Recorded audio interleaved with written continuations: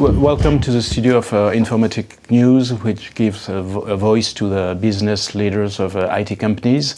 And today we are pleased to meet with John Morrison, who is Executive Vice President of Extreme Networks for EMEA, Europe, Middle East and Africa. John Morrison, welcome. Thank you. You're here because you were speaking today at the Extreme Tour in Paris, but this is a long way. You went to all the main capital in Europe, London, Berlin, and you went Middle East, Riyadh and Dubai, and then you're going to go to Rome. And is there, and today you're in Paris, is there a main message for this tour this year? Yes, absolutely. Extreme Networks is a customer network-driven focused company, and we feel we have a fantastic message now to show that we can deliver solutions from the application and data center through the campus right to the network edge. And those solutions resonate now more than they ever did in terms of mobility, bring your own device, the use of applications in business, the importance of connectivity to deliver those true customer connections for our enterprise customers mean that now we have a message that is taking it forward from the network really being part of infrastructure to being a core part of delivering real business value. And that's the key message that we want to get out there into the market. When you say customer-oriented network vendor, what do you mean exactly? Because I suppose all the vendors are customer-oriented, as you No, absolutely. But we are really focused on the end-user experience. So we see our customers as not only the companies that buy network equipment, but how we can deliver them the tools to change the experience of the people that use their services. To the end user. To the end user. And really to give the tools to know what kind of experience an end user has when they're engaging with the company via a network on an application. And it's those kind of tools that we think deliver a real differentiation for Extreme Networks into the marketplace. Okay, so let's talk about the data center. There is a trend going to with all the internet companies, the cloud. Most companies are moving to the cloud, and the telecom provider. There is a trend to the what we call hyperscale data center. Is there an implication for a company like you? Yeah, there absolutely is. And I'd say a couple of things about how we see the data center within the marketplace. We see companies eventually going to a multi-cloud environment, whereby certain applications they will put in data center environments delivered by third parties like AWS or Azure or Google. Certain applications they will build their own cloud environment, and certain applications they will have on site. And in that environment, that environment is becoming, in some ways, more complex. But there's a lot more focus on where the data and the application sits, especially around security and GDPR, the General Data Protection Regulation. Now, from that perspective, we are very focused on being able to deliver solutions that allow you to understand the performance from the data center of the application, from the data center, right the way through to the user. So we're building analytics that can look at application performance right into the cloud, into on-premises, into private cloud, into hybrid cloud environments, such that companies can make the choice they want to make about how they use and store their data and applications in the most effective way, but still be able to deliver against that performance. You are promoting the concept of what you call agile data center. Is this what you just explained, or is this something that you're going to use like automation? You're going to use that big data analytics, artificial intelligence? Is this all the ingredients that you're going to use to manage the data centers that will make this data center an agile data center? Is this what you're trying to do? Yes, absolutely. And the agility for us is to give customers choice, to look at the applications, to look at the data and say, well, this is data that is more effectively in the cloud. This is data that we want to keep on site. These are applications that we want to keep on site or put in our own cloud or even put out on a very cost-effective and efficient Amazon cloud. So there's an element of choice there. Now, that element of choice we deliver with our software and our application visibility to allow you to measure that performance. The second element of it, and that gives agility, the ability to choose, change, decide something's out there, now I want to bring it in-house. So that's part of to move data and application, well, exactly you want them to where be. you want it, and then view how that is doing and decide, no, I want to do something differently, without necessarily having to reinvest, giving you the agility to change decisions, to do what's best for your business on a go-forward basis. The second element you mentioned, which is absolutely accurate, is now with the enormous growth in available applications, with applications coming from many sources, people wanting to use personal applications on iPhones, business applications moving to the cloud, the enormous amount of data that can now be gathered and utilized based on users. I think I read somewhere they expect an individual to generate about 1.7 megabits of data per second, which is enormous for every person on the planet. So now you need to be able to move at the speed of business, and that's where automation comes in. That's where cross-domain workflow management comes in, which allows you to automate certain activities as you spin up applications, as you use applications in the data center, to allow them to be launched quickly, spun up, spun down, and give the kind of ability that you need in today's fast-moving environment. Because I suppose, like most people, you don't think that companies will go 100% to the public cloud. They will have a mixed, except, a few companies like AWS or maybe Google are thinking it's going to happen, but you don't believe that. No, I don't. I think, there is almost two competing factors going on in the world. The value that you attain from Google Maps, for instance, is a good balance of letting them know where you are.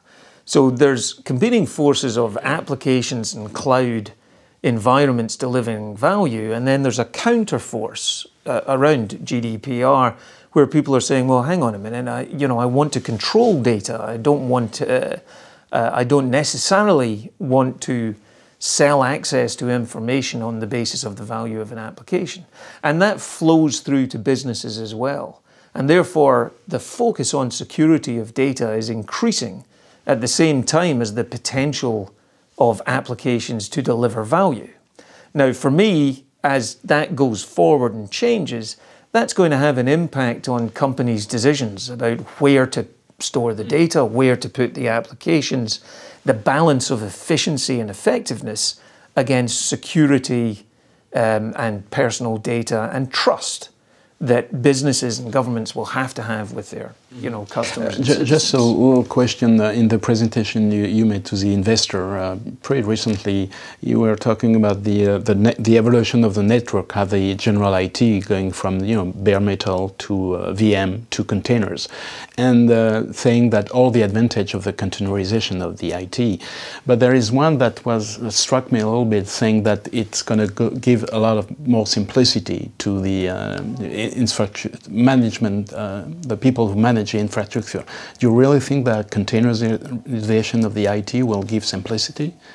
Containerization of IT on its own won't give simplicity. What creates the simplicity is the ability to have automation based on policy and analytics. You can do it without automation? Yes. Okay. The enterprise strategy of Extreme Nextware, the way you are labeling it, is saying that you are an end-to-end wireless and wired company to the campus, data center, and the edge. We shouldn't forget the edge. And recently, in the last few years, you made some acquisition, Enteresis, Zebra, Avaya, and Brocade, the network division. Do you have all the elements you need to fulfill that promise, or do you still need some pieces to that puzzle? No, we absolutely do. We have all the elements to fulfill that promise or that strategy in terms of being able to supply. It will always evolve as you develop new software and new applications that increases the ability to deliver automation. And what I'd say is the reason I think that's important is the experience of the user is based on from the data center and the applications and the data right the way through to the edge. Users connect at the edge, they go over the campus, they access applications, and having that under a single management system with visibility from end to end is what allows you to set policy and control to deliver that user experience. That's why it's key.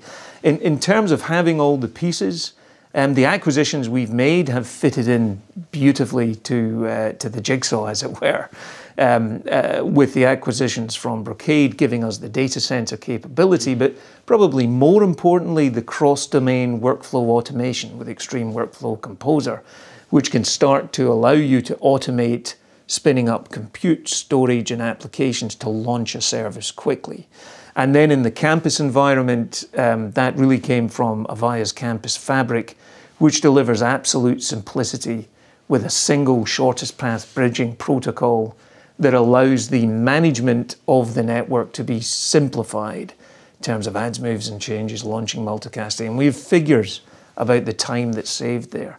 And then finally out to the edge, which is always going to be a mixture of mobile and fixed connection, with the mobility and cloud mobility capabilities from Motorola Wireless, which we acquired from Zebra, and of course the extreme switching and Interisys, which really drove the management, control, and analytics and visibility. So the acquisitions have fitted perfectly with the strategy, and I'd say we're now just getting started in terms of driving that growth and message into the marketplace. We've completed the integration, we've got our messaging, and we're ready to go. Okay, let's talk a little bit about IoT, because you know that it's a subject that everybody's talking about and doing things about it. You have a solution called Defender for IoT, if I remember. It's like a security solutions. It looks like it's a little bit different from everything you have on the data center campus, and because it's geared toward security, which is not really the case on the other solution you have. Does that mean that you're going to push the security everywhere you are based on, or this is something very specific? As I mentioned earlier, with things like GDPR, with things like the WannaCry virus that hit companies globally, including some critical healthcare environments, security needs to be built into the network. You have firewalls which control access of data and information in and out of the network, but you also have to always look at things that are directly connected to the network. And that's where IoT comes in. Mm-hmm. The likelihood is that nearly every manufactured device will have some kind of internet connection to it. And that means often things are being wheeled into environments physically, past firewalls, and then simply plugged in, and they connect to the internet. Where Defender really came in was a recognition that a number of devices that connect to the network were created and manufactured by companies which weren't networking companies. And therefore, they often had limited security in terms of the connection capability. Most of the time, old operating they systems. had zero security. Exactly. And so they were very, very vulnerable to being hacked, but the value was still there in connecting them. And very often they're devices you can't just chuck away and change. Certainly in healthcare, MRI machines are something which are particularly expensive and you're going to make use of. So for those kind of devices, we built an inline capability called Defender, which allowed you to isolate the traffic and stop any possibility of hacking through that device. We're going to take that software into a wireless environment because clearly many things are connecting wirelessly. But we also always had security built into the campus itself.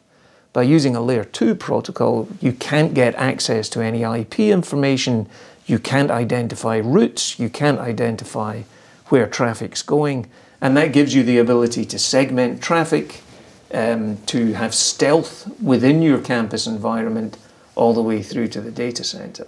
Now, we see this as security-assisted networking. It's a different kind of environment from firewalls, but it is for us equally important and a core part of what we offer.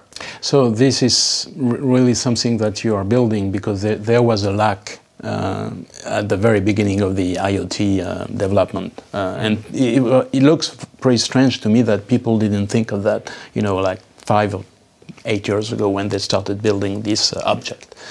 Maybe we can finish with a general question. Of course, you are in the network business and you're selling hardware and software solution combined. But like many other companies, it looks like you're moving towards a software business, and you're going to be a software company like a lot of companies, not only in the network business, but you know, in most sectors, most companies will become software companies.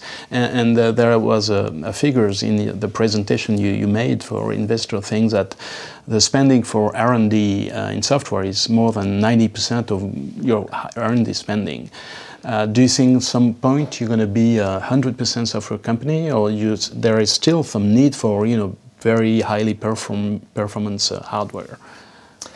From our perspective, we almost think of ourselves as a 100% software company now, but we package our solutions with hardware.